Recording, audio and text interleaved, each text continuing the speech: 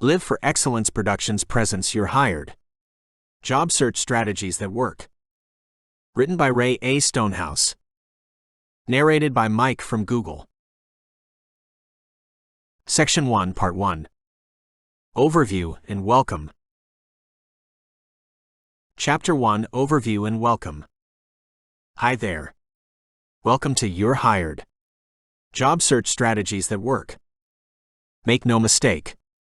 Searching for work is work. It takes time, effort, and a lot of self-motivation to be successful in your search. While you have your skills and experience in place to be able to apply and land your dream job, or one that leads you to it, searching for a job requires a whole different set of skills. This book provides strategic techniques to maximize your job searching effectiveness. Nobody can make a promise that if you follow their program, you will be guaranteed the results you are looking for, and I won't either. However, I'm confident that if you follow the strategies outlined in this book, you will be successful in landing a job. From my experience, one of the biggest problems that job seekers often face is that they feel that they are coming from an inferior position and they don't have a lot of personal power. The belief being that the employer has the superior position and has all the power. Yes, they have the job and they have the power to give you the job, or not. What you may not realize is that many hiring managers are under similar pressures as you, the job seeker. They have the pressure of finding the right candidate for the vacancy they need to fill. They are accountable to their superiors should the person they hire not work out. It has been said that an inappropriate hire can cost the organization an additional 30 to 50% over the job position's annual wage.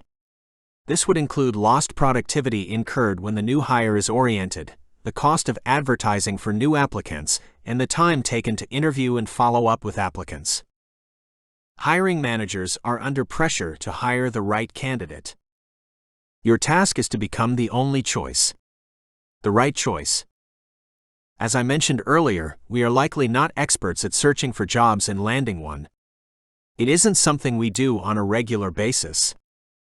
As I researched the content for this book, I found that the problem is compounded by a lack of hard facts on what are the best practices for job searching. I'm reminded of an old parable about a group of blind men that were required to touch an elephant and to describe their observations.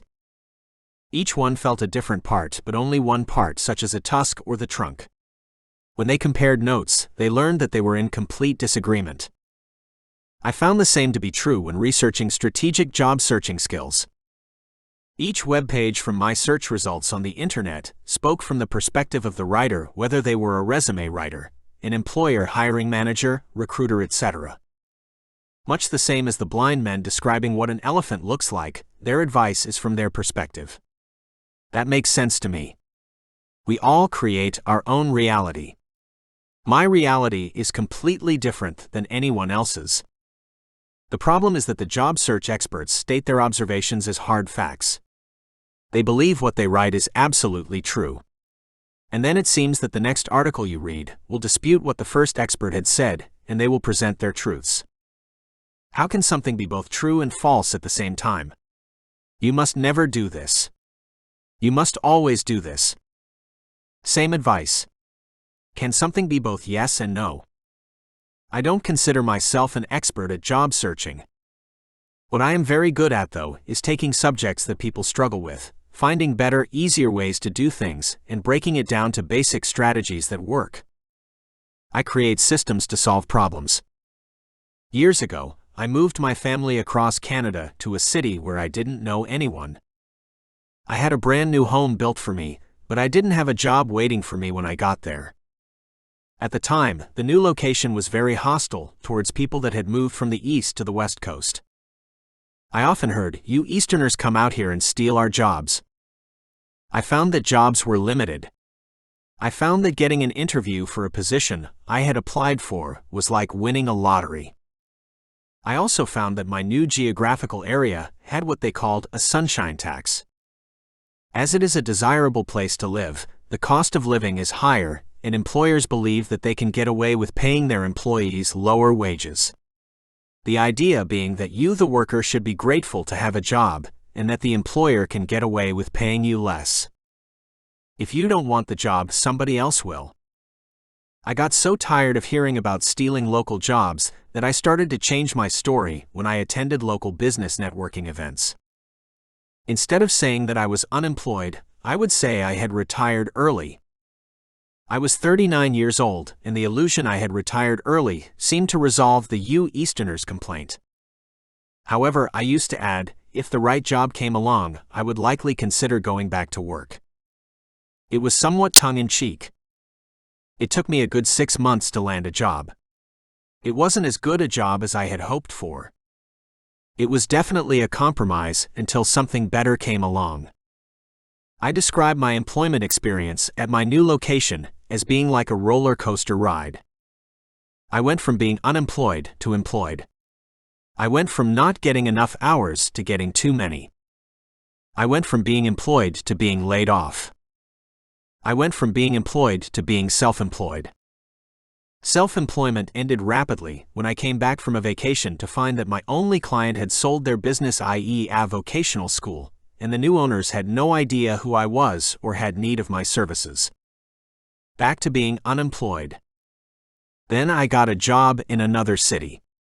It was a 90-mile round trip daily. I went from being at the employer's beck and call for 3 years, working as many hours as I could as a casual staff. Then I got fired. Then I got unfired and a new job, same company, a few blocks away.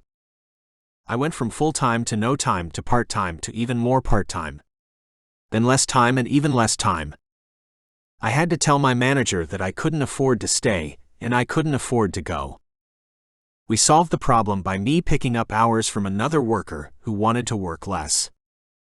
The downside is that I work a lot of night shifts, and it is still a 90-mile, 150-kilometer round trip for work.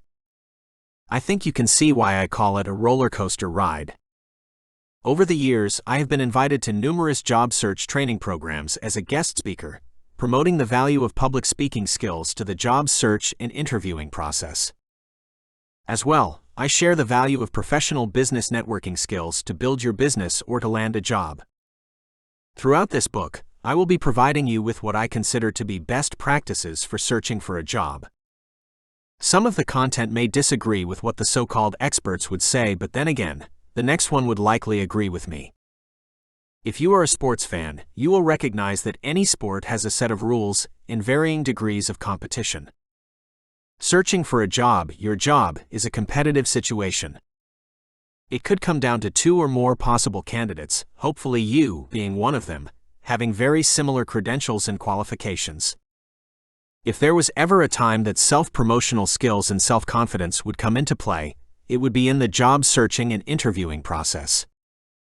Being able to effectively promote yourself can make the difference between landing the job and a "thank you very much, but we won't be hiring you at this time."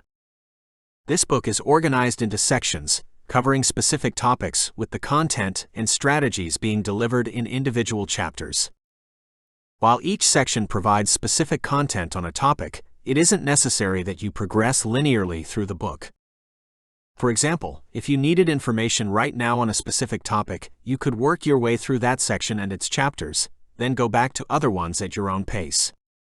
Some of the chapters offer additional optional reading resources that can add to or help your understanding of a topic, especially where there wasn't room to expand upon the topic within the chapter.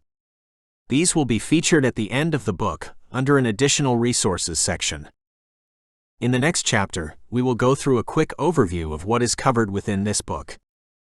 Welcome aboard, and I hope you enjoy our journey together.